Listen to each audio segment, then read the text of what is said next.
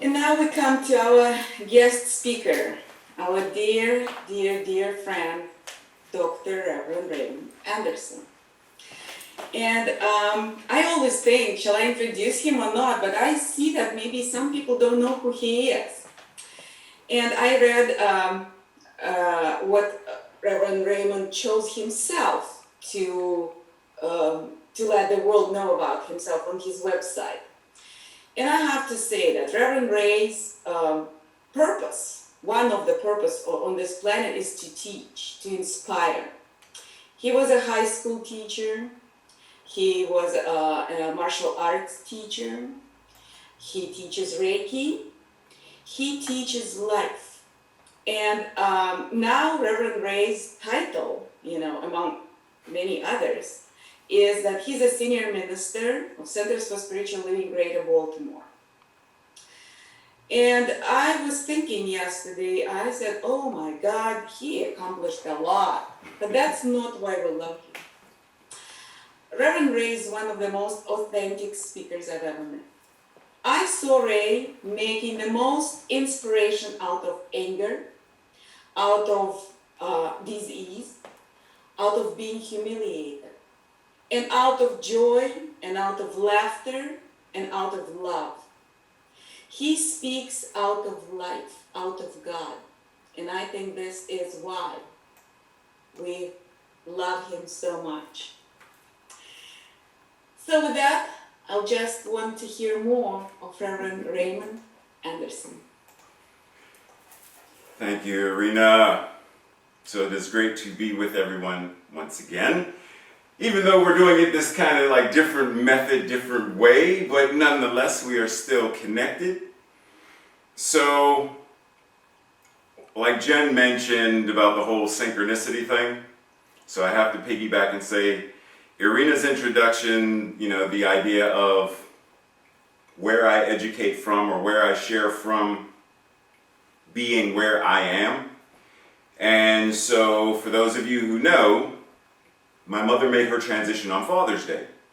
And so since then, I've been in this very interesting place with my thoughts and my feelings and, assessing who am I, where am I, what is mine to do, what's next, what does this mean, what does that mean?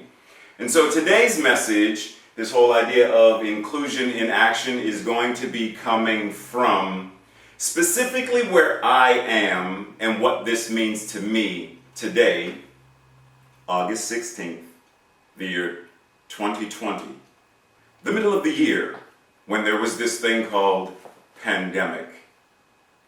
So, moving forward, let's take the magical words that Eli shared with us and know that we are stepping into this making of space so that we can have this conversation with God, moving into this place of what it means to be the lived experience of love itself.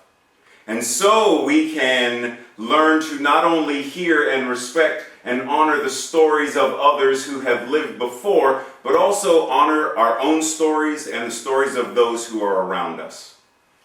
So if you are ready, Tracy can see you on the screen. I can't see you on the screen. I'm going to look at you here, but Tracy has to see you on the screen. So if you're ready, give me some kind of sign, thumbs up, hands up, wave something, and then we'll start the screen share, and then we will jump on in. Oh, Tracy's already shared. She's proactive. So for those who may be too far from the screen to read this, let me share. Who are we? There is value in getting clear about our identities, the individual and the collective, and what we're bringing to the table. Standing in our power and celebrating the identities of others is a gift. It also helps us foster inclusion when we understand we are emanations of the divine. Each of us is unique and at the same time unified through various experiences, identities, and the mere fact that we are alive. Like, that's where we're going today. And just real quick, FYI, anybody who ever wants copies of my PowerPoint, just email me or Tracy and you can get it.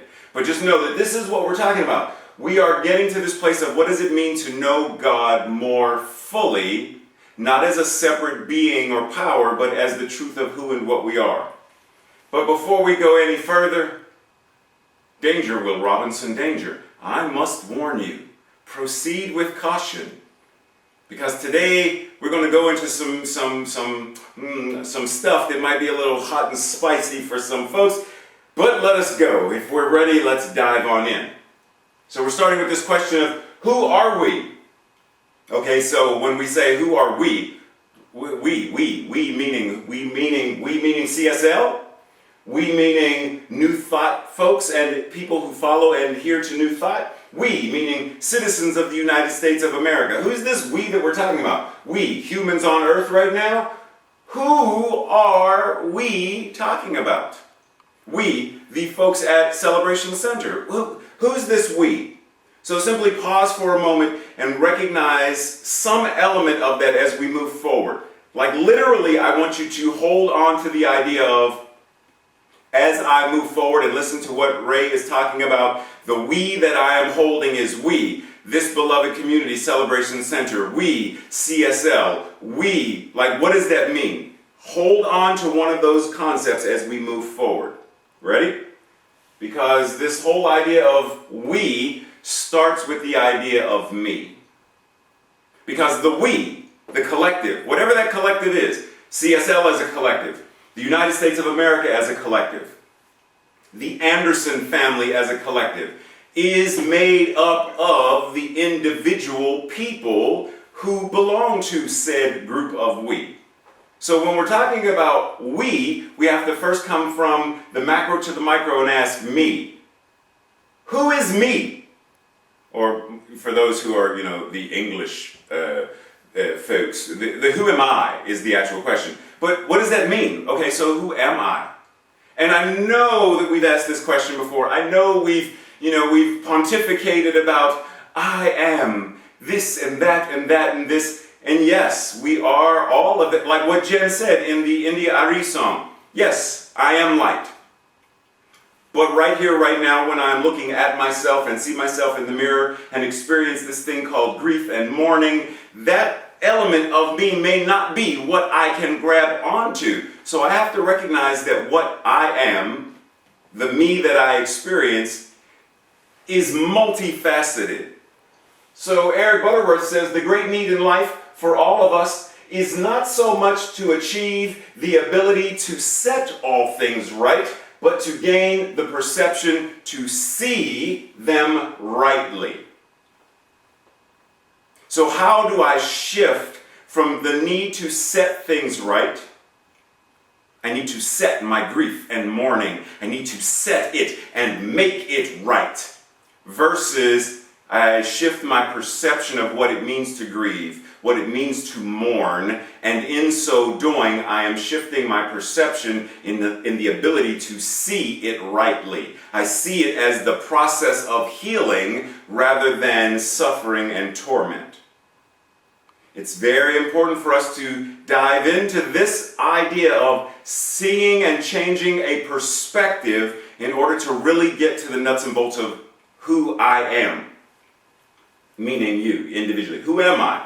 Because who am I is all of this and more. It's our gender, ethnicity, political affiliation, the way we found religious science. It's our country of origin. It's our religious background in a former lifetime, whatever. It's our age, our traumas, the languages we speak. It's all of this. Because all of this comes into being who and what we are. Right? All of this makes up some aspect of us. There is no part of this where we say, well, who I am is not affected by age. But it is. Because when we move throughout life, things are going to shift and change. The fact that if you're not affected by age, then when you were 10, you could drive, you could smoke, you could drink, you could do whatever, you could join the military. Well, you can't, because your life is affected by your age. Certain things you can't do till you're 18. Certain things you can't do till you're 21. Certain things you can't do till you're 60, because 60 is the new 25. Like there's certain things that you cannot do So age does play a factor in this. But the key is, if we're going to remain open at the top and we are going to understand this is a spiritual expression of God in, through, and all of this, then we have to realize that we are meant to grow and flourish and thrive with each of these multifaceted parts of our being. Because all of this is how God is expressing. All of this is how God is showing itself. All of this is how God is embodying itself in this body that is our individualized expressions of the One. But are we willing to really embrace that? Are we willing to go there? So, as I mentioned recently, I've been asking myself, well, who am I? But more importantly, who am I choosing to be?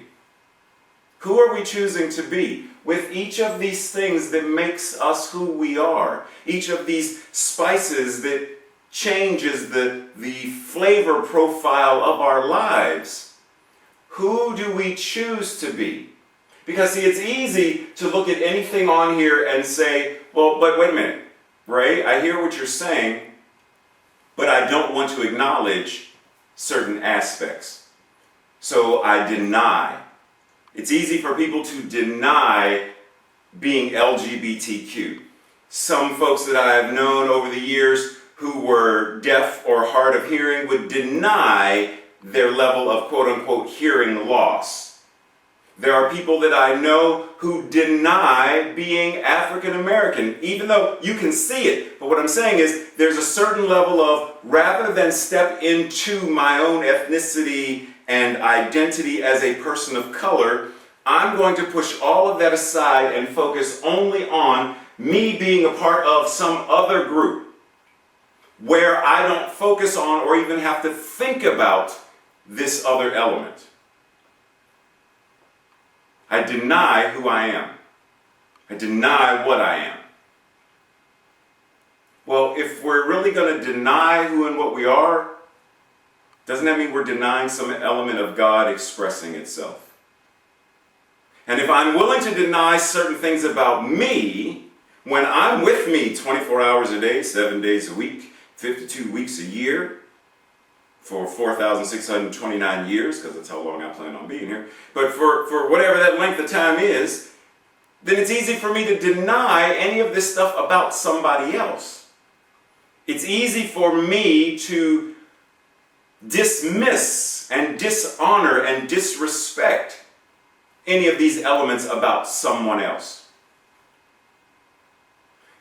So real quick, last week Reverend Divine spoke about the topic that I was going to speak about today. And this goes into that idea of, if I'm colorblind, quote unquote blind to color, then I can also be blind to ethnicity. I can be blind to someone's country of origin. I can be blind to any number of things about someone else. And if I'm blind to it, if I'm denying it and not celebrating it, then once again, am I not also dismissing God? So pause for a second and let's breathe, because there's this aspect of, if we're really going to get to know ourselves, in order to know who I am in the we, who is the me that creates the we, then we have to ask ourselves, are we honest with our physician? Are we honest with our primary care physician? Are we honest with our dentist, our podiatrist, our proctologist? Are we honest with them? Do we tell them everything that's going on with our gynecological issues? Do we tell them everything that's going on with, ear, nose, and throat? Do we share everything with them? Because there are people that I know who will not tell their doctor certain things because they feel that it's too private. Wait, what did you say? You said it's too private to share that with your physician. I mean, in fact, there's a television commercial where there's two versions of this woman, and the one version is telling her, no, tell her about the pain that you've been feeling. Well, how are you? I'm fine. What do you mean you're fine? No, you're not. We think that there are certain things that are taboo to talk to our physicians about. Well, each of us is a physician. We're a meta-physician. And if there are certain things that we will not talk to one another about, then it's no different than not sharing, not being open and transparent with our medical physician. if you're not sharing everything open and honestly with your minister, your practitioners, with your friends, your tribe, the members in your community who you feel an affinity to, if you are not being willing to be yourself, your true, open, and authentic self, then who are you then choosing to be? Because whoever that is that you are choosing to be then is part of the puzzle piece that then goes into the grand puzzle that makes up the we. And so now you become a puzzle piece of denial, a puzzle piece of self-incrimination, a puzzle piece of, I don't like this part of myself, so I'm going to do everything that I can to lie about and hide it and shame it and dismiss it from me. And in so doing, I bring that energy to my community, and in so doing, my community then becomes a mirror of that same thing back to me. Is that who we're choosing to be? Is that what it means to be in community? Creating a culture of inclusion starts with creating a culture of awareness. I liken a self-awareness strategy to having a full-length mirror. Keep checking yourself in that mirror, because the success of inclusion depends on the authenticity of your leadership. And not just the leadership as the minister and the practitioners, but as the leadership of you, of and in your own life. How are you leading, directing the direction, the motion, the forward impetus of evolution? How are you leading? How aware are you choosing to be at any given moment? Just simply to check in. So simply check in and recognize the numinous. Bearing in mind that one aspect of the etymology of numinous means to give a nod. To nod to that which is God. Do we choose to nod, give a nod in recognition of the God within and as moving through, in and as ourselves? Give a nod to recognize God in, through, and as every person around us. To give a nod to God as the rain. To give a nod to God as everything that we pass and everything that comes before us. To elevate our level of awareness to a quantum level, an exponential level of power and presence, so that we are able to have those conversations that are difficult and challenging and painful, and not just with others, but with ourselves. To sit down in the muck and the yuck of what we might be feeling, and give ourselves space to be in the muck and the yuck. To blah, but I'm in it. Because the only way I can transform, transmute, transmogrify this is to acknowledge it and recognize it. Let us bear in mind that a thermometer reads the temperature, but a thermostat sets the temperature. What does that have to do with us? Because precedent is what reads the temperature of the room. Precedent is what simply takes note of, business as usual, takes note of, same old, same old. Precedent is, well, you know, the rich get richer and the poor get poorer. Precedent sets that, reads the temperature of. Precedent reads what has been, well, that's how it's been, that's how it's always going to be. You know how those folks are. Well, you know this is how it's always been here. Well, you know since I've been a child, I've always done. That's precedent. Principle changes the temperature. Principle says, through the power of what love and law commands, in an impersonal, yet mathematically and scientifically accurate and precise manner, principle sets the tone. Principle sets the beat, the rhythm, the vibration. Principle sets and lays the very foundation upon which we now live, move, and have our being. Which one of these is governing our lives as individuals? Which one of these is governing our lives as a community, as a country, as a planet? Which one of these? Precedent or principle? It's important to know. It's important to really get to that and have the conversation. Because if we recognize that it's, precedent is what's governing me, then I need to change it. Precedent is what's governing our center, then change it. Precedent is what's governing our nation, change it. Precedent is what's governing the planet, change it. A world that works for all is only changed by principle, not by precedent. Howard Thurman says, there is something in every one of you that waits and listens for the sound of the genuine in yourself. It is the only true guide you will ever have. And if you cannot hear it, you will all of your life spend your days on the ends of strings that someone else is pulling. Are we Pinocchio? Are we willing to live and sing the song that Pinocchio sang? I've got no strings to hold me down. Precedent can't hold me back.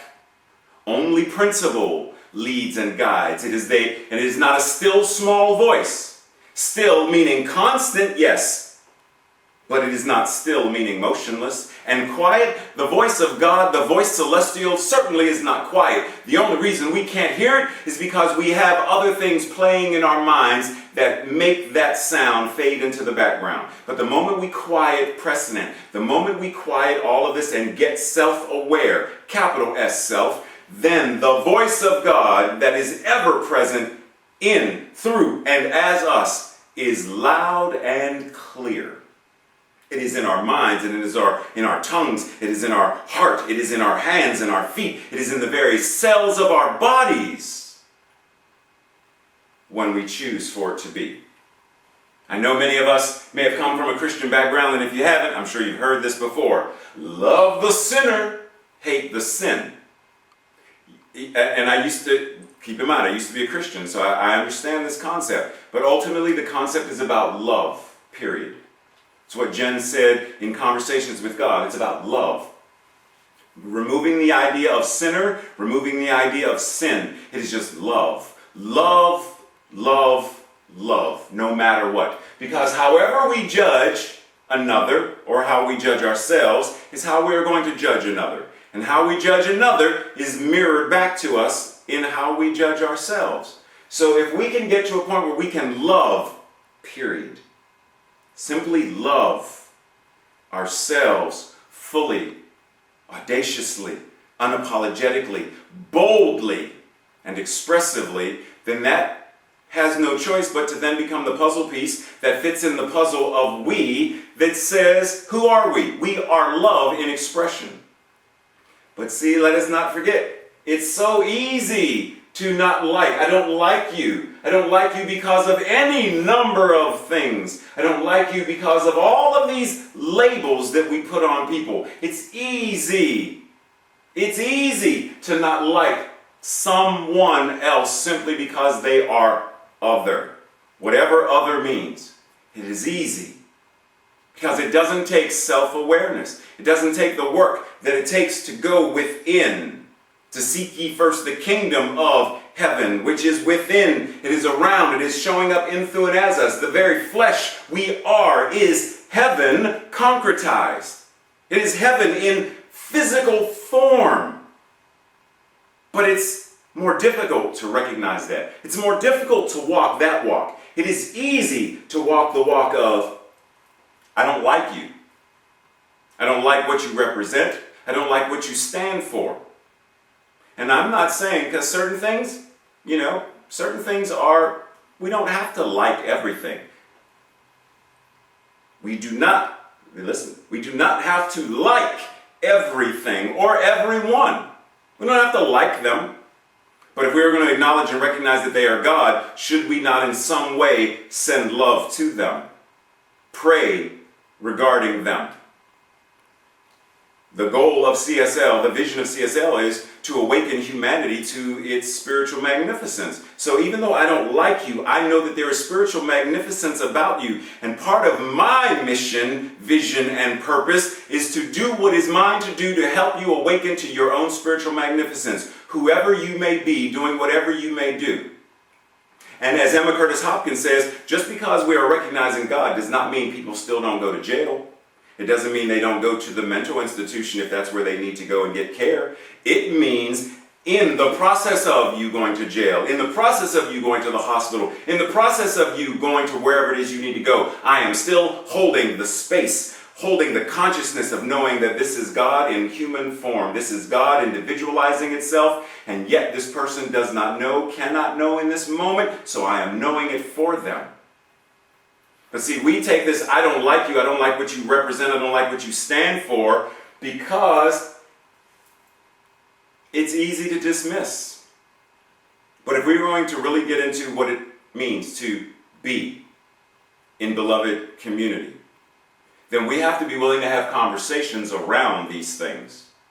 Even though it's uncomfortable, even though it's painful, are we willing to converse and become more aware about? Because ultimately we know there is no other. There is only the one, the infinite I am, expressing itself in the multitude of all that is.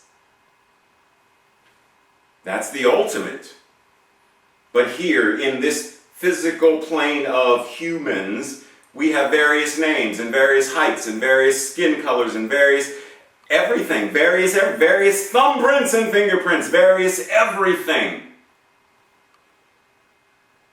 Are we willing to sit still and open the channels of conversation to get to know ourselves and one another on a deeper level? Thomas Merton says, "The beginning of love is the will to let those we love be perfectly themselves. The resolution not to twist them to fit into our image. If in loving them we do not love what they are, but only their potential likeness to ourselves, then we do not love them. We only love the reflection of ourselves that we find in them. The goal is to love people with agape, unconditional love. I love you for who you are as the divine showing up as you. I love you because you are God. I love you because you are the divine in human form.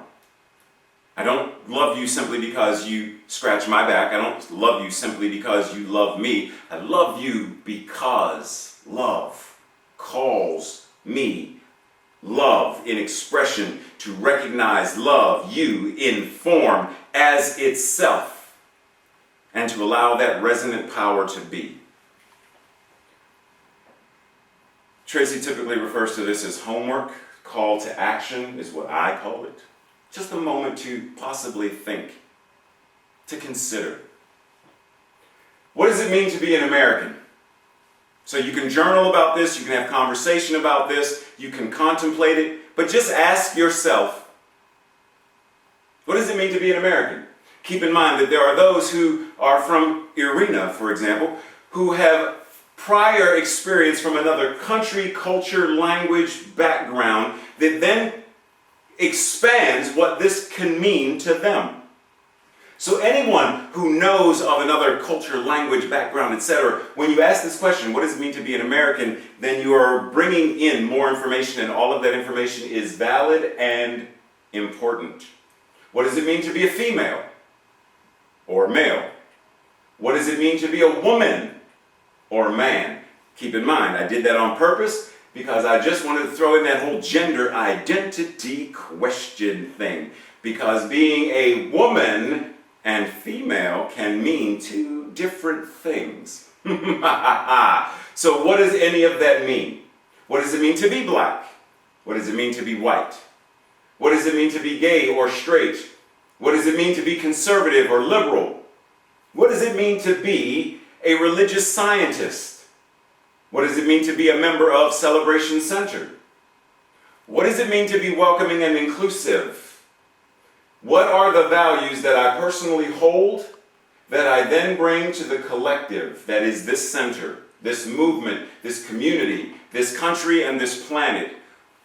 When we ask these questions and have open dialogue about these questions, then I am sharing what my understanding is saying, and as Andy or Terry or Ellen or Irina or Ivor or whoever we are, Eli, as we are conversing, then what I am doing is opening my ability to have conversation, to know more about myself as I know more about each person.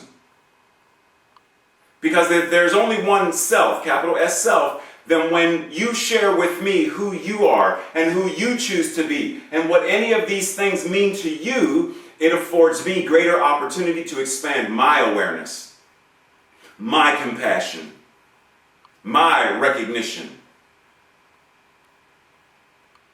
and we breathe. And if anyone would like to have such conversation with me, feel free to let me know. So let us simply anchor in prayer, recognizing that that which God is all there is. Simply breathing in this present moment, recognizing that there is no need to control the breath, but simply to surrender to the inflow and outflow of air, oxygen. Participating in this thing called respiration that is God, Spirit, Source, the infinite I Am, breathing itself in through and as each and every one of us. And it's from this place of surrender that I speak what I know. God is all there is.